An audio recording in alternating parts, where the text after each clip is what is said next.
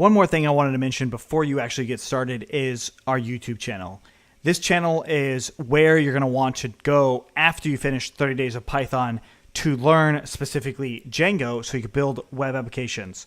We are going to also put other sorts of things on here that are related to code in general, including Python and Django. We're going to be building it based off of the feedback we get from you guys. So joincfe.com/YouTube is where you're going to want to head to do that. And we have a playlist in here specifically for coding with Python. There are some things in here that we don't cover in 30 Days of Python.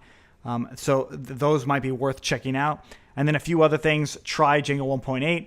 That's where you're going to want to start if you want to learn Django itself. And then if you want to learn AngularJS, you're going to want to go through the whole Try Django series. That is Try Django 1.8, 1.9, Advancing the Blog, and Blog API. Then you can jump into AngularJS. Or specifically try AngularJS. They are kind of independent of each other, but eventually do require to work with each other.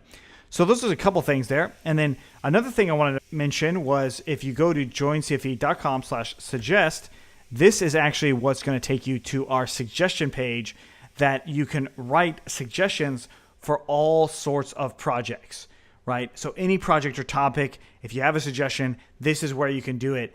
And we want to tell you this right off the bat because we want to make sure that it sticks with you. Now, it does require a free user account on joincfe.com or codingforentrepreneurs.com, basically.